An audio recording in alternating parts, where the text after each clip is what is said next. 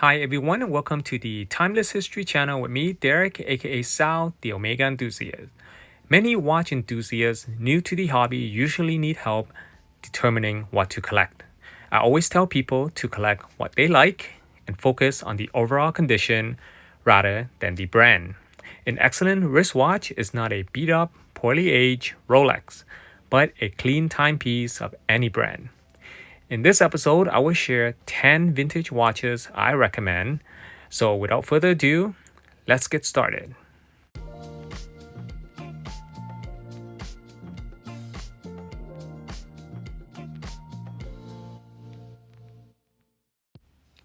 Let's start our journey through these watches alphabetically with a fascinating piece, an outstanding 1950s Ebel watch. The Ebel Watch Company, established in 1911, is still thriving today and is known for its luxury watches. When you think of Ebel, you might picture their distinctive wavy bracelet link design. But have you ever seen a vintage Ebel? There are only a few of these gems, making a beautifully preserved Ebel a rare find, like the one we're about to explore in this video. The case measures 34.4 millimeters, excluding the crown, by 42.3 millimeters from lug to lug. This watch, unique and attractive features are the multiple chamfer lugs, hidden crown, and the two-tone hourglass dial design. The automatic movement is in Ebel caliber 119 based on an AS 1361N movement. The stainless steel case is in excellent unpolished condition. The strap lug width on this watch measures 19 millimeter wide.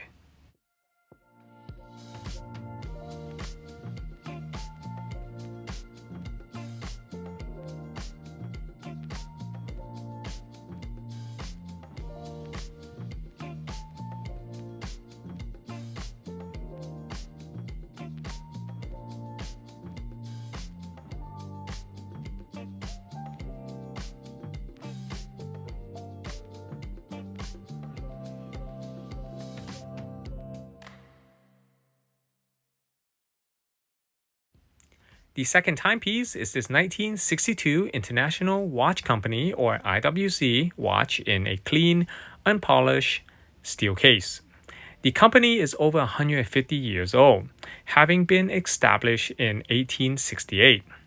IWC is the most underrated watch in the vintage watch hobby, in my opinion. This IWC, under reference 802 AD, is similar to a Patek Philippe 3483 or 3445, but only for a fraction of what the Patek would cost. Aside from their similarity in appearance, their movement quality is just as excellent. In case you're new to this channel, I am a watchmaker and working on this IWC automatic movement on the caliber C8531 was full of joy. I may sound a little nerdy, but anyone who has worked on an IWC movement knows how well made it is. One other thing that IWC and Patek have in common is that finding their movement parts is a challenge and costs a lot of money. This watch measures 34 millimeters in diameter, excluding the crown, by 42.7 millimeters from lug to lug. I always mention that owning a watch that retains its original crown is essential.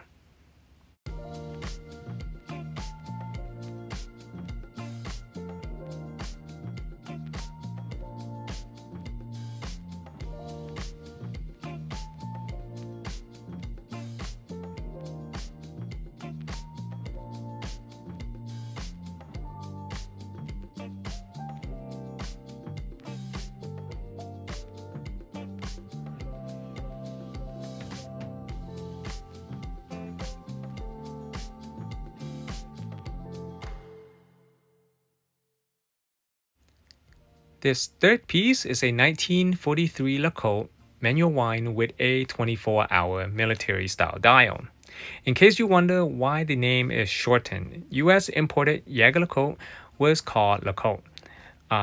There are two case size variations for this watch, and this is the smaller version measuring 31.5 millimeters, excluding the crown, by 39.3 millimeters from lug to lug. The case reference for this watch is 6234. It's amazing how the LeCoultre brand has been in business for nearly 2 centuries. Some people will refer LeCoultre as JLC. The manual wind movement is a JLC 450 caliber in this watch. I have always enjoyed the JLC's simple case design, so I have a similar piece in my collection. It wears perfectly on my smaller wrist. A watch with a center second feature is uncommon during the 1940s. It is typical for the original crown on a 1940s watch to be unsigned. Self-knowledge is vital. You will naturally learn to differentiate between a modern and an original vintage crown over the years.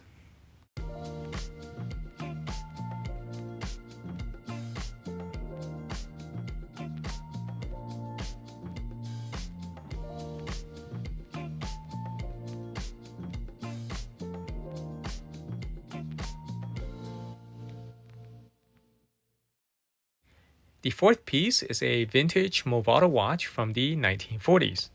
The brand was established in 1881 and continues to sell watches today. Unfortunately, a modern Movado watch is less attractive than its vintage counterpart. Sad to say, they are like comparing apples to oranges. What I have here is a classic example under reference 18106. It is known as the ultra flat model, powered by a manual wind caliber 125 Movado movement. What I like about this piece is the lugs overlapping the bezel. The case measures 35.5 millimeters across, excluding the crown, by 42 millimeters from lug to lug. A tip to make your vintage watch look great is to find a good quality strap to match its dial's patina. I should mention that the watches I am presenting in this video, aside from their great look, also come with a good quality movement.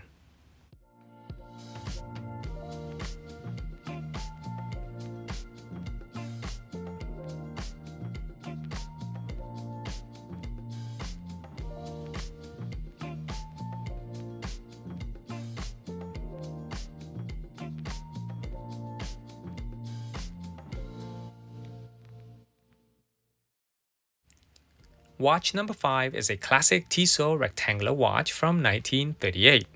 The Fab Suisse printed on the dial indicates a French reference sold to the French market. Unfortunately, I do not know the model number for this unique piece. If it were an international model, comparing and locating its model number online would be much easier.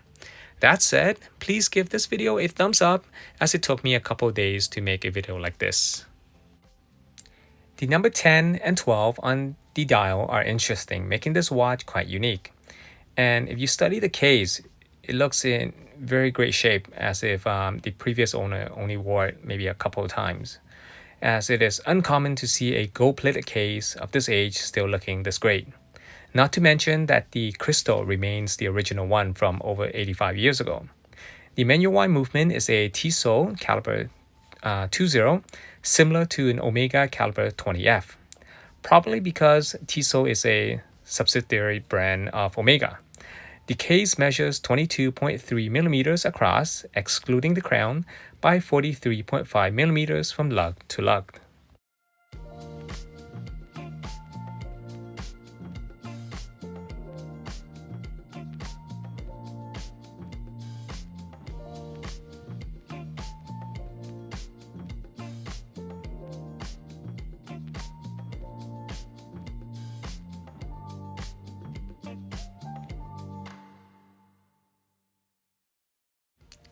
The next piece I have here is a 1940s Vacheron Constantin timepiece. This brand, founded in Geneva in 1755, is the oldest brand and most expensive piece shared in this video. This is one of the most excellent examples I've seen on a 4301 model reference. A clean classic look with a highly collectible Calatrava case design. Simple, easy to read, faux Arabic luminescent dial with an uncommon center second feature. This is truly a definite and beautiful timepiece to own. Working on a Vacheron Constantin movement is like working on a Patek Philippe movement. The quality of these movements is so ahead of their time. The manual wind movement in this watch is a VC caliber 454-3. Under the case back, there's a dust cover over the movement to prevent dust from entering and allow the watch to be anti-magnetic. The case measures 35 millimeters across, excluding the crown, by 42.3 millimeters from lug to lug.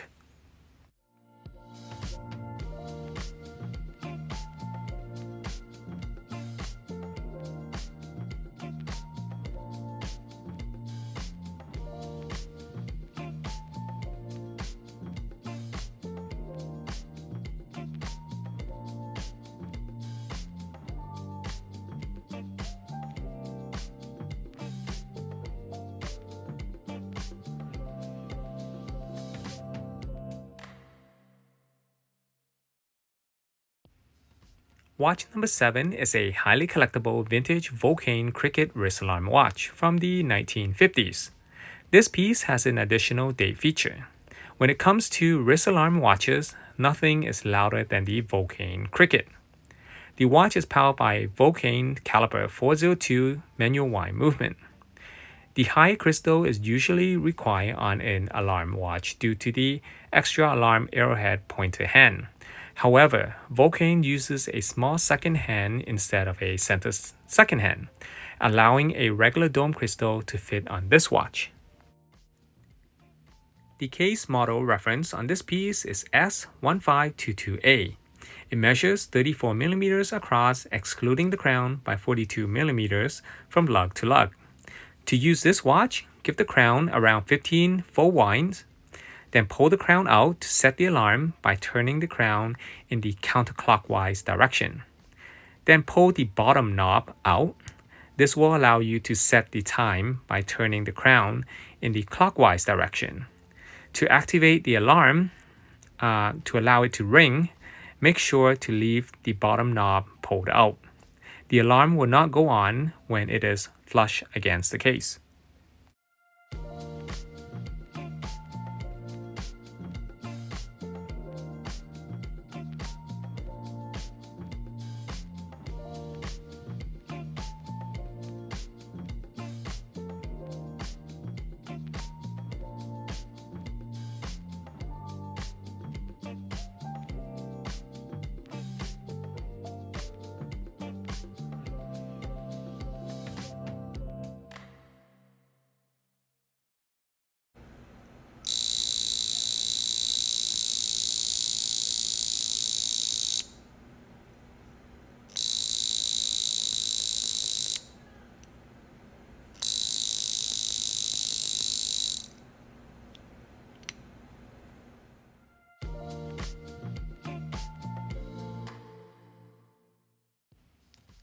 Watch number 8 is a Wakmann Moonphase triple date from the 1950s. Although it carries a quality movement, this is one of the lower-end Moonphase triple date watches you can find on the market. It uses a manual wind Vorzu 90 caliber, which many other brand name watches also use, such as Breguet, Heuer, and Breitling, just to name a few. And because this is a Wakmann and not a Heuer, there are significant price differences. That's why I can't stress enough about how self-knowledge is vital. The case measures 35 millimeters across, excluding the crown, by 43 millimeters from lug to lug. There are 3 push buttons on the side of the case. The one below the crown allows you to change the Moonphase quickly. On the left side of the case, the top button is to quickly advance the day and month at the same time. And the bottom one is to quickly set the date feature. If the day and months are incorrect, you can continually advance the day manually by turning the watch hand every 24 hours.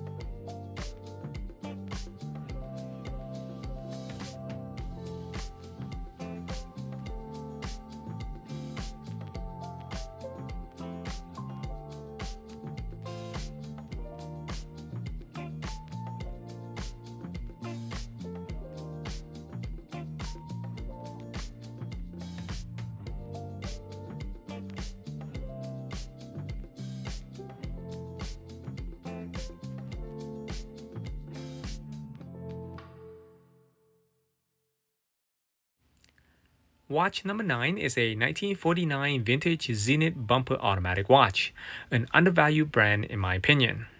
Again, my watchmaking side feels that way because the quality of a Zenith movement is top notch. The orange bullseye dial and those unique set of hands make this timepiece quite special. If you enjoy watching this video, click the link above to another video I made on other brands after you finish watching this video.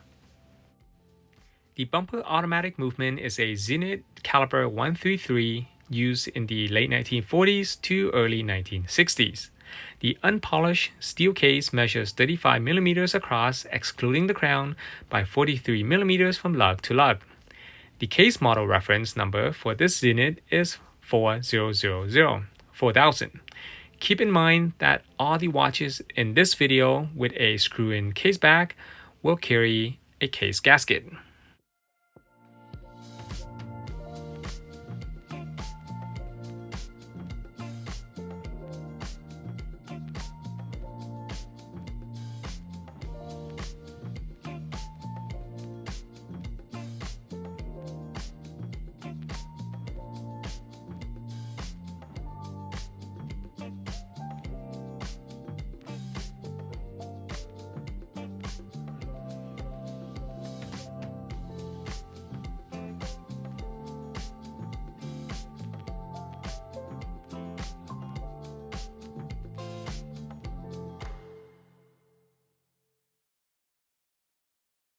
The last piece in this video is a popular and highly collectible 1960s Zodiac Seawolf automatic watch under case model reference 702-916. These affordable Skindiver watches have a great look.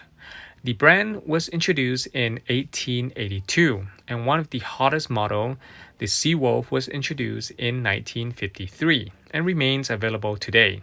So whether you prefer to own the vintage or modern version, they are widely available. But of course, the vintage version is slightly smaller than the modern version, which measures 39 mm in diameter.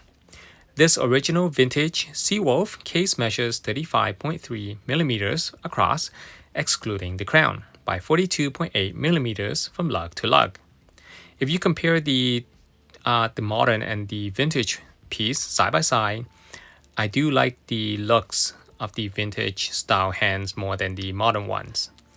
The automatic movement is a Zodiac caliber 70-72. The dial is more balanced without the date feature, at least for this watch.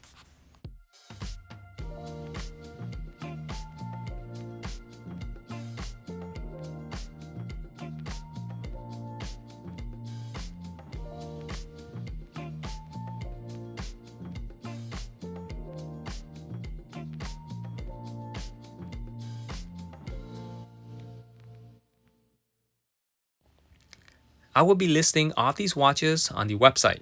They will become available in the next few days if you want to learn more or purchase one.